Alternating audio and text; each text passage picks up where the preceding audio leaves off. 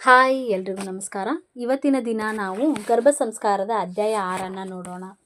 ಯಾರು ಈ ಹಿಂದಿನ ವಿಡಿಯೋಗಳನ್ನು ನೋಡಿಲ್ಲ, ಹೋಗಿ ಅಷ್ಟು ಅಧ್ಯಾಯಗಳನ್ನು ನೋಡಿ ಈ ಅಧ್ಯಾಯ 6 ಕೇಳಿಸ್ಕೊಳ್ಳೋದ್ರಿಂದ ನೀವು ಗರ್ಭ ಸಂಸ್ಕಾರದ ಬಗ್ಗೆ ಒಂದು ಸಂಪೂರ್ಣವಾದ ತಿಳುವಳಿಕೆಯನ್ನು ಪಡ್ಕೊಳ್ಬಹುದು.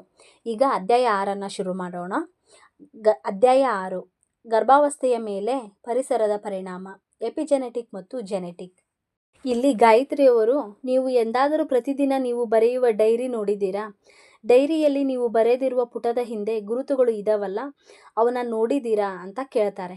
ಆಗ ವಿಶಾಲ್, ಹೌದು, ನಾನು ಒತ್ತಿ ಬರೆಯುತ್ತೇನೆ, ಹಾಗಾಗಿ ಹಿಂದಿನ ಪುಟದಲ್ಲಿ ಗುರುತುಗಳು ಇರ್ತವೆ ಅಂತ ಹೇಳ್ತಾನೆ. ಆಗ ಗಾಯತ್ರಿ, ಸರಿಯಾಗಿ ಹೇಳಿದ್ರಿ, ಹಿಂದಿನ ಪುಟದಲ್ಲಿ ಗುರುತುಗಳು ಇರ್ತವೆ. ಒಂದೊಂದು ಸರ್ತಿ ಅವು ಎಷ್ಟು ಚೆನ್ನಾಗಿ ಕಾಣ್ತಾ ಇರ್ತವೆ ಅಂದರೆ ನೀವು ಶಾಹಿಯಲ್ಲಿ ಬರೆಯದೇನೆ ಓದಬಹುದು, ಹಾಗಿರುತ್ತವೆ.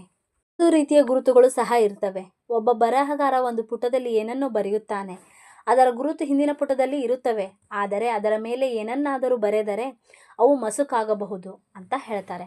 ಆಗ ಮನೀಶ್, ಹೌದು, ಹಾಗೆ ಆಗುತ್ತೆ ಅಂತ ಹೇಳ್ತಾನೆ.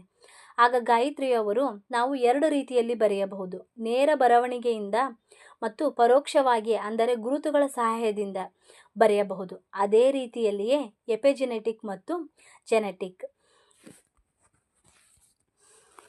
ಇದೇ ವ್ಯತ್ಯಾಸ ಎಪಿಜೆನೆಟಿಕ್ ಮತ್ತು ಜೆನೆಟಿಕ್ಗೆ ಇರುವುದು ಅಂತ ಹೇಳ್ತಾರೆ.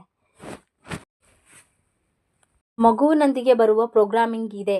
ಈ ಪ್ರೋಗ್ರಾಮಿಂಗ್ ಎಂದರೆ ಹಿಂದಿನ ನೆನಪುಗಳು. ಇವು ಮಗುವಿನ ಸ್ವಭಾವ, ಗುಣ, ಪ್ರವೃತ್ತಿ ನಿರ್ಧರಿಸುವಲ್ಲಿ ತಮ್ಮ ಪಾತ್ರ ವಹಿಸುತ್ತವೆ. ಗರ್ಭಾಶಯಕ್ಕೆ ಬಂದ ಮೇಲೆ ಇನ್ನೂ 2 ರೀತಿಯ ಪ್ರೋಗ್ರಾಮಿಂಗ್ ನೀಡಲಾಗುತ್ತೆ. ಒಂದನೇದು ನೇರ ಮಾರ್ಗ, ಅದನ್ನು ಆನುವಂಶಿಕತೆ ಅಥವಾ ಆನುವಂಶಿಕ ಪ್ರೋಗ್ರಾಮಿಂಗ್ ಎನ್ನುತ್ತಾರೆ. ಆನುವಂಶಿಕತೆ ಬಗ್ಗೆ ನೀವು ಕೇಳಿರಬಹುದು. ಕೆಲವು ವಿಷಯಗಳು, ಗುಣಗಳು ಹೆತ್ತವರಿಂದ, ಪೂರ್ವಜರಿಂದ, ವಂಶವಾಹಿನಿಗಳ ಮೂಲಕ ಬರ್ತವೆ. ಈ ಗುಣಗಳು ದೈಹಿಕ, ಮಾನಸಿಕ, ಭಾವನಾತ್ಮಕವಾಗಿರಬಹುದು ಅಥವಾ ರೋಗಗಳು, ನ್ಯೂನತೆಗಳು ಸಹ ಆಗಿರಬಹುದು. ಆನುವಂಶಿಕತೆ ಎಂದರೆ ಜೆನೆಟಿಕ್ಸ್, ಅಂದರೆ ನೇರವಾಗಿ ಪುಟದ ಮೇಲೆ ಬರೆದಂತೆ ಎಂದು ಹೇಳುತ್ತಾರೆ. ಆಗ ಸರಳ, ಹೌದು, ನನ್ನ ಮುಖಚರ್ಯ ನನ್ನ ತಂದೆಯ ಹಾಗೆ ಇದೆ ಮತ್ತು ನನ್ನ ಬುದ್ಧಿವಂತಿಕೆ ನನ್ನ ತಾಯಿಯಂತೆ ಇದೆ ಅಂತ ಎಲ್ಲ ಹೇಳ್ತಾರೆ ಅಂತ ಹೇಳ್ತಾಳೆ. ಆಗ ಸತೀಶ್, ಅದು ಉಲ್ಟಾ ಆಗಿದ್ರೆ ಎಷ್ಟು ಚೆನ್ನಾಗಿರ್ತಿದ್ದೆ, ಎಷ್ಟು ಸುಖವಾಗಿರ್ತಿದ್ದೆ ನಾನು ಅಂತ ಅಲ್ಲೇ ಸಣ್ಣಕ್ಕೆ ಗೊಣಗ್ತಾನೆ. ಆಗ ಸರಳ ಅವನನ್ನು ದಿಟ್ಟಿಸಿ ನೋಡ್ತಾಳೆ. ಆಗ ಸತೀಶ್ ಬೇರೆಡೆ ನೋಡ್ತಾನೆ. ಇದನ್ನೆಲ್ಲ ನೋಡಿ ಎಲ್ಲರೂ ನಗ್ತಾರೆ. ಮಧು ಗಾಯತ್ರಿಯವರನ್ನು, ಆಂಟಿ, ಸಂಸ್ಕಾರ ಬರೆಯುವ ಇನ್ನೊಂದು ವಿಧಾನ ತಿಳಿಸಿಕೊಡಿ ಅಂತಾಳೆ. ಆಗ ಗಾಯತ್ರಿ, 2ನೇ ವಿಧಾನ ಎಪಿಜೆನೆಟಿಕ್ಸ್. ನಮ್ಮ ಸಂಸ್ಕೃತಿಯಲ್ಲಿಯೂ ಸಹ ಆನುವಂಶಿಕತೆಯಿಂದ, ಅಂದರೆ ಜೆನೆಟಿಕ್ಸ್ನಿಂದ ಅಷ್ಟೇ ಅಲ್ಲ, ತಂದೆ, ತಾಯಿ, ಪರಿಸರದಿಂದ ಮಗು ಪ್ರಭಾವಿತವಾಗುತ್ತೆ ಅಂತ ಹೇಳಲಾಗಿದೆ. ಕುಟುಂಬ, ಸಮಾಜ, ಪರಿಸರ, ವಿಚಾರಧಾರೆ ಎಲ್ಲವೂ ಪ್ರಭಾವ ಬೀರ್ತವೆ. ಇದನ್ನೇ ಆಧುನಿಕ ವಿಜ್ಞಾನದಲ್ಲಿ ಎಪಿಜೆನೆಟಿಕ್ಸ್ ಎಂದು ಕರೆಯುತ್ತಾರೆ. ಋಣಾತ್ಮಕ ಪ್ರಭಾವ ತೊರೆದು ಹಾಕಿ ಕಡಿಮೆ ಮಾಡಿ ಧನಾತ್ಮಕ ಪ್ರಭಾವ ಬೀರುವ ಹಾಗೆ ಮಾಡೋದು. ಈ ಮಧ್ಯೆ ಇದನ್ನೆಲ್ಲ ಮರೆತಿದ್ದರು, ಈಗ ಮತ್ತೆ ಜಾಗೃತವಾಗುತ್ತಿದ್ದಾರೆ. ವೈದ್ಯಕೀಯ ವಿಜ್ಞಾನವು ಕೂಡ ಸಂಶೋಧನೆಯಿಂದ ಬಂದ ಮಗುವಿನಂತೆಯೇ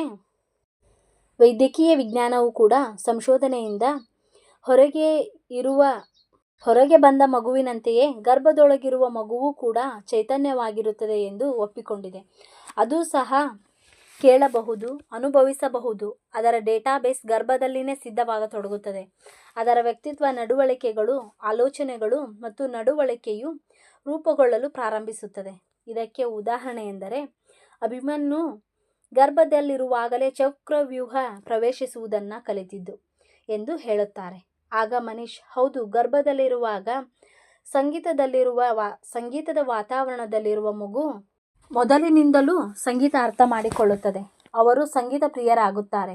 ಹಿಂಸಾತ್ಮಕ ವಾತಾವರಣದಲ್ಲಿ ಇರುವ ಮಗು, ಶಿಶು ಹಿಂಸೆ, ಭಯ, ಕೋಪ ಇತ್ಯಾದಿ ವಿಕಾರಗಳೊಂದಿಗೆ ಹುಟ್ಟುತ್ತದೆ ಎಂದು ಹೇಳ್ತಾನೆ. ಆಗ ಗಾಯತ್ರಿ, ಹೌದು, ಇದು ಸರಿಯಾಗಿದೆ. ಇದೇ ಪರಿಸರ ಅದರ ವ್ಯಕ್ತಿತ್ವದ ಮೇಲೆ ಪ್ರಭಾವ ಬೀರುತ್ತದೆ. ಹೀಗೂ ಆಗುತ್ತೆ. ಒಂದೇ ಕುಟುಂಬದಲ್ಲಿರುವ ಮತ್ತು ಒಂದೇ ಗರ್ಭದಲ್ಲಿ ಜನಿಸಿದ 2 ಮಕ್ಕಳ ಆಲೋಚನೆಗಳು ಮತ್ತು ನಡವಳಿಕೆ ವ್ಯತ್ಯಾಸವಿರುತ್ತದೆ. ಇದನ್ನು ನೀವು ನೋಡಿರಲೂಬಹುದು.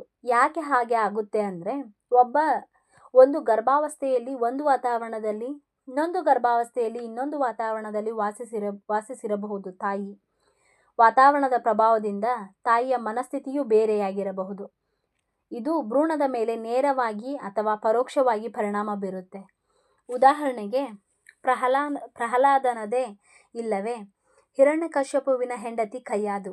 ಇವಳು ಗರ್ಭಿಣಿ ಇದ್ದಾಗ ನಾರದರ ಆಶ್ರಮದಲ್ಲಿದ್ದರಿಂದ ಅದರ ವಾತಾವರಣ, ಪರಮಶಾಂತಿ ಮತ್ತು ಭಕ್ತಿ, ನಾರಾಯಣನ ನಾಮೋಚ್ಚರಣೆ ಎಲ್ಲವೂ ಬದಲಾಗಿ ಹುಟ್ಟಿದ ನಂತರ ರಾಕ್ಷಸರ ನಡುವೆ ಇದ್ದರೂ ನಾರಾಯಣನ ಭಕ್ತಿಯನ್ನು ಬಿಡಲಿಲ್ಲ ಎಂದು ಹೇಳ್ತಾರೆ. ಮಧು ಗರ್ಭದ ಮೇಲೆ ಎಲ್ಲರ ಪ್ರಭಾವ ಬೀರುತ್ತೆ. ಆದರೆ ಯಾಕೆ ತಾಯಿಗೇನೆ ಹಾಗೆ ಮಾಡಬೇಡ, ಹೀಗೆ ಮಾಡಬೇಡ, ಅಲ್ಲಿಗೆ ಹೋಗು, ಇಲ್ಲಿಗೆ ಹೋಗು, ಇದನ್ನು ಕೇಳು, ಅದನ್ನು ಕೇಳು, ಅದನ್ನು ಕೇಳಬೇಡ, ಇದನ್ನು ಕೇಳಬೇಡ ಅಂತ ಹೇಳ್ತಾರೆ ಅಂತ ಕೇಳ್ತಾಳೆ. ಆಗ ಗಾಯತ್ರಿ, ಇದಕ್ಕೆ 3 ಕಾರಣ ಇದೆ. 1ನೇ ಕಾರಣ ಅಜ್ಞಾನ.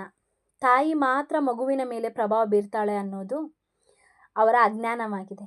2ನೇ ಕಾರಣ, ಅವರಿಗೆ ಸುಧಾರಿಸಿಕೊಳ್ಳಲು ಕಷ್ಟ, ಅದಕ್ಕೆ ಎಲ್ಲ ತಾಯಿ ಮೇಲೆ ಹೊರೆ ಹಾಕ್ತಾರೆ. ಇನ್ನು 3ನೇ ಕಾರಣ ಏನು ಅಂದರೆ, ಭ್ರೂಣ ಖಾಲಿ ಪುಟ ಆಗಿರುತ್ತೆ, ತಾಯಿ ಅದರ ಹಿಂದಿನ ಪುಟ. ತಾಯಿ ಮಗುವಿಗೆ ಎಲ್ಲಕ್ಕಿಂತ ಹತ್ತಿರವಾಗಿರ್ತಾಳೆ. ಮಗುವಿನ ಮೇಲೆ ಹೆಚ್ಚಿನ ಪ್ರಭಾವ ಅವಳದ್ದೇ ಆಗಿರುತ್ತೆ. ಒಂದು ರೀತಿಯಲ್ಲಿ ನೋಡಿದರೆ ಭ್ರೂಣದ ಉಪಪ್ರಜ್ಞೆಯ ಮನಸ್ಸು ತಾಯಿಯ ಉಪಪ್ರಜ್ಞೆಯೊಂದಿಗೆ ಸಂಪರ್ಕ ಹೊಂದಿರುತ್ತೆ. ಆಹಾರ ಅಷ್ಟೇ ಅಲ್ಲದೆ ಅವಳು ಏನು ಯೋಚನೆ ಮಾಡ್ತಾಳೆ, ಯಾವ ಭಾವನೆಯಲ್ಲಿ ಇರ್ತಾಳೆ, ಅದು ಮಗುವಿನ ಮೇಲೆ ನೇರ ಪರಿಣಾಮ ಬೀರುತ್ತೆ. ತಾಯಿಯ ನಂತರ ತಂದೆ ಪ್ರಭಾವ ಬೀರ್ತಾನೆ. ತಂದೆಯ ಭಾವನೆ ಮತ್ತು ಚೈತನ್ಯ ಶಕ್ತಿ ಮಗುವಿನ ಮೇಲೆ ಸಂಪೂರ್ಣ ಪ್ರಭಾವ ಬೀರುತ್ತೆ. ಹೆಚ್ಚಿಗೆ ತಾಯಿ ಪ್ರಭಾವ ಬೀರುವುದರಿಂದ ತಾಯಿಗೆ ಗರ್ಭ ಸಂಸ್ಕಾರದ ಜವಾಬ್ದಾರಿ ನೀಡಲಾಗಿದೆ. ಸುತ್ತಮುತ್ತಲಿನ ನಕಾರಾತ್ಮಕ ಆಲೋಚನೆ ತಡೆದು ಸಕಾರಾತ್ಮಕ ಮನನದಿಂದ ತಡೆಯುವ ಶಕ್ತಿ ತಾಯಿಗಿದೆ ಎಂದು. ಆದರೆ ಇದು ಇದ್ದಕ್ಕಿದ್ದಂತೆ ಬರಲ್ಲ. ನಿಮಗೆ ಒಂದಿನ ನೀವು ಗರ್ಭಿಣಿ ಆಗಿದ್ದೀರಾ ಅಂತ ಗೊತ್ತಾಗುತ್ತೆ.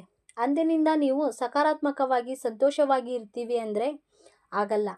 ಆ ಗುಣಗಳು ನಿಮ್ಮ ಸ್ವಭಾವವಾಗಿದ್ದರೆ ಮಾತ್ರ ಸಾಧ್ಯ. ಬಾಯಾರಿಕೆ ಆದಾಗ ಬಾವಿ ತೋಡಿದರೆ ಆಗಲ್ಲ. ಬಾಯಾರಿಕೆ ಆಗೋ ಮೊದಲು ನೀರಿನ ವ್ಯವಸ್ಥೆ ಇರಬೇಕು.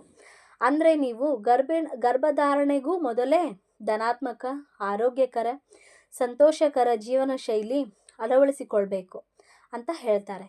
ಆಗ ಸರಳ ನೋಡಿ, ಇಡೀ ಪರಿಸರ ಮಗುವಿನ ಮೇಲೆ ಪರಿಣಾಮ ಬೀರುತ್ತೆ. ಇದಕ್ಕೆ ಹೇಳಿದ್ದು ಬೇರೆ ಕಡೆ ಹೋಗೋಣ ಅಂತ ಹೇಳ್ತಾಳೆ ಸತೀಶ್ಗೆ. ಆಗ ಸತೀಶ್, ಹೌದು, ಆದರೆ ಇಲ್ಲಿಗಿಂತ ಬೇರೆ ಕಡೆ ಪರಿಸರ ಚೆನ್ನಾಗಿರುತ್ತೆ ಅಂತ ಹೇಗೆ ಹೇಳ್ತೀಯ? ತಾಯಿಯ ಪ್ರಭಾವ ಮಗುವಿನ ಮೇಲೆ ಹೆಚ್ಚಿಗೆ ಇರುತ್ತೆ. ಈಗಲಾದರೂ ನಿನ್ನನ್ನು ನೀನು ಬದಲಾಯಿಸಿಕೊ ಅಂತ ಹೇಳ್ತಾನೆ. ಆಗ ಗಾಯತ್ರಿಯವರು, ದೈಹಿಕ ಪರಿಸರಕ್ಕಿಂತ ಆಂತರಿಕ ಪರಿಸರ ಅಂದರೆ ಆಲೋಚನೆಗಳು, ಭಾವನೆಗಳು ಮಗುವಿನ ಮೇಲೆ ಹೆಚ್ಚಿನ ಪ್ರಭಾವ ಬೀರ್ತವೆ. ಹಾಗಾಗಿ ಬಾಹ್ಯ ಪರಿಸರಕ್ಕಿಂತ ಆಂತರಿಕ ಪರಿಸರವನ್ನು ಶುದ್ಧೀಕರಿಸುವ ಕೆಲಸ ನಡೆಯಬೇಕು. ಮತ್ತು ಈ ಕೆಲಸ ಸರಳ ನೀನು ಅಷ್ಟೇ ಅಲ್ಲ ವಿಶಾಲ್, ನೀನು ಸಹ ಮಾಡಬೇಕು ಅಂತ ಹೇಳ್ತಾರೆ. ಆಗ ವಿಶಾಲ್, ನೀವು ಹೇಳದಂತೆ ಆಗಲಿ ಆಂಟಿ, ಮುಂದೆ ಏನು ಮಾಡಬೇಕು ಹೇಳಿ ಅಂತಾನೆ. ಆಗ ಗಾಯತ್ರಿ, ನಾಳೆ ಇದರ ಬಗ್ಗೆ ಮಾತಾಡ್ತೀನಿ. ನೀವು ಇವತ್ತು ಮನೆಗೆ ಹೋಗಿ ನಿಮ್ಮ ಭಾವನೆಗಳು, ಮನಸ್ಥಿತಿ ಮತ್ತು ಆಲೋಚನೆಗಳನ್ನು ಅವಲೋಕಿಸುವುದು ಮತ್ತು ನೀವು ಆ ಬರುವ ಮಗು ಆಗಿದ್ದರೆ ಈ ಪರಿಸರದಲ್ಲಿ ಬದುಕಲು ಇಷ್ಟಪಡುತ್ತಿದ್ರಾ ಎಂದು ಕಲ್ಪನೆ ಮಾಡಿಕೊಳ್ಳಿ ಎಂದು ಹೇಳ್ತಾರೆ. ಇಲ್ಲಿಗೆ ಅಧ್ಯಾಯ 6 ಮುಕ್ತಾಯವಾಯಿತು. ಯಾರು ಈ ಹಿಂದಿನ ಅಧ್ಯಾಯಗಳನ್ನು ನೋಡಿಲ್ಲ, ಆ ಅಧ್ಯಾಯಗಳನ್ನು ನೋಡಿ ಈ ಅಧ್ಯಾಯವನ್ನು ನೋಡಿ. ಹಾಗಂದರೆ ನಿಮಗೆ ಗರ್ಭ ಸಂಸ್ಕಾರ ಕ್ಲಿಯರಾಗಿ ಅರ್ಥ ಆಗುತ್ತೆ. ನನ್ನ ವಿಡಿಯೋ ನಿಮಗೆ ಇಷ್ಟ ಆಗಿದ್ದರೆ ನನ್ನ ಚಾನಲನ್ನು ಸಬ್ಸ್ಕ್ರೈಬ್ ಮಾಡ್ಕೊಳ್ಳಿ. ನನ್ನ ವಿಡಿಯೋಗೆ ಲೈಕ್, ಶೇರ್ ಆ್ಯಂಡ್ ಕಾಮೆಂಟ್ ಮಾಡಿ. Thanks for watching.